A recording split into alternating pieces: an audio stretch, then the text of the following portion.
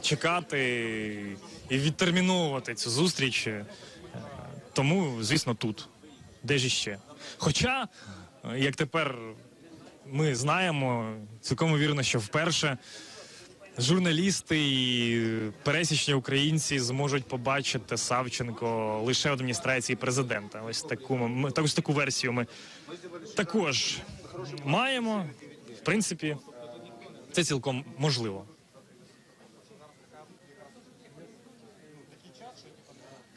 Ну вот велика вероятность того, что, как я и предполагала, машины, которые уже уехали с летного поля, что в этом кортеже и находилась Надежда Савченко.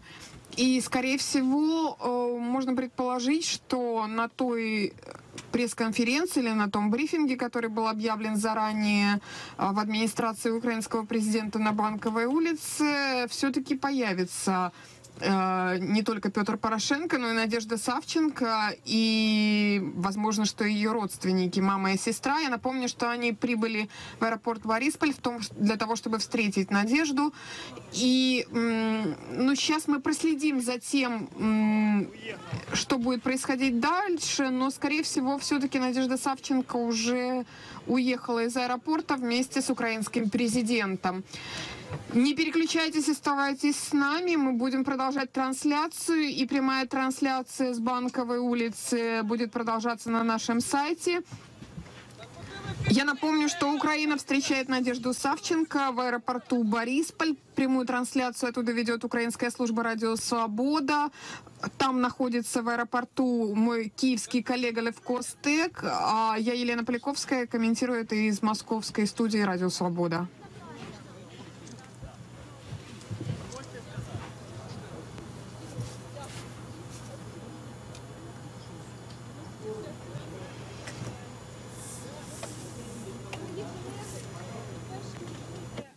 Прошу. К журналистам, насколько я так понимаю, сейчас вышла одна из депутатов. Она была в одной из тех машин, которые вернулись к зданию аэропорта.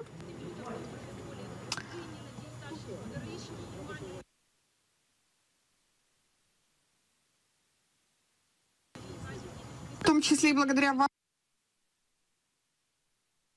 вашему вниманию удалось добиться того, что мы сейчас видим, что встретить Надежду Савченко на украинской земле удалось и благодаря вашему вниманию.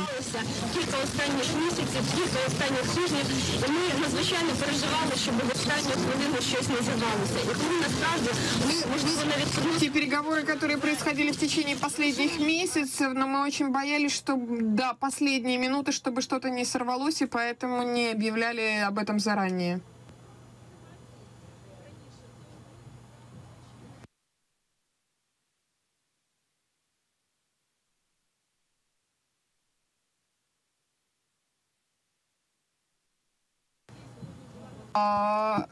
Это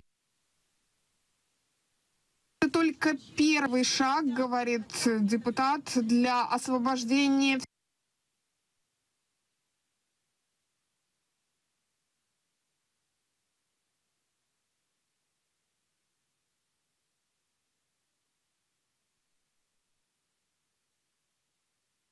всех украинцев. Говорят, что все-таки появилась Надежда Савченко.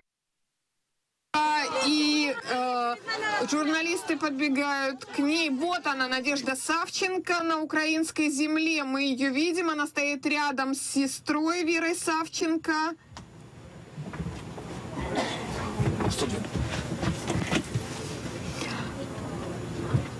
Какие-то технические неполадки, но мы видим, что Надежда Савченко уже в Киеве, она в аэропорту Борисполь. Мы следим за ситуацией. Вот мы видим, сейчас мы вынуждены переключиться на трансляцию,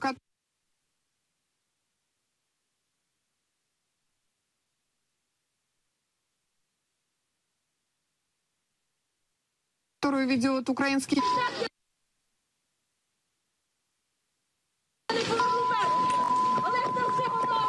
This is the primary audience. Я зробив все можливе, щоб кожна дитина. Можна хочу вам сказати за те, що Я на волі. Я хочу попросити вибачення у всіх матерів, діти, чиї не повернулися.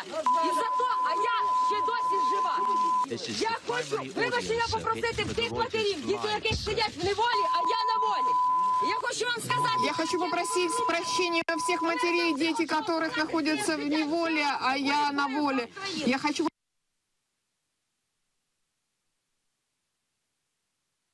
попросить прощения у тех, кто погибли, а я вот живая. Сидить зараз в неволі, була на волі. Всі герої України не повинні помирати. Дуже вигідно, коли герої мертві.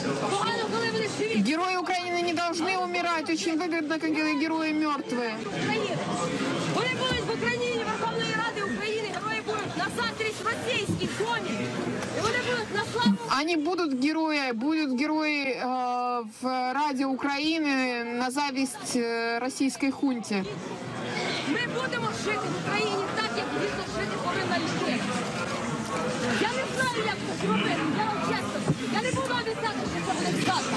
Я вам скажу, що я готова померти кожної секунди за те, щоб це було. І це буде. Я вам могу сказать, что я готова умереть каждую секунду за то, чтобы мы могли жить так, как мы хотим жить. Через мене, чи я перша, чи хто був би перший. Ми боролися за кожного, хто буде на волі. І якби... Мы должны бороться за каждого, чтобы быть на свободе. Тому дякую всім людям, дякую вам всім. Я благодарю вас всех, я благодарю всех людей. Тим, хто бажав мені добра, тому що завдяки вам. Тем, кто желал мне добра. Хочу сказати дякую тим, хто бажав мені зла, тому що на зло вам я вижила. И хочу сказать спасибо всем тем, кто даже мне желал зла, потому что на зло вам я выжила. Дякую всім. Щасливо. Чому ви не Благодарю вас всех.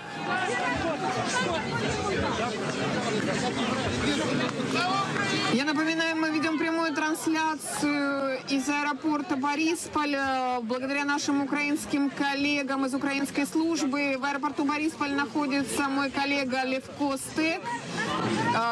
И сейчас мы переключились временно на канал 112, поскольку у наших украинских коллег сейчас какие-то технические неполадки. Вот вы видите на своих экранах Надежду Савченко, которая вернулась после 708 дней, находясь в заключении в России. Она вернулась на родину, и сейчас ее здесь встречают журналисты. Проведен брифинг, и оттуда трансляция будет продолжена, так что не переключайтесь, оставайтесь на наших волнах, и мы вам расскажем о том, что будет происходить на брифинге в адміністрації президента України. Отож, ми щойно чули перші слова Надії Савченко, які вона зробила після офіційної промови, які вона сказала.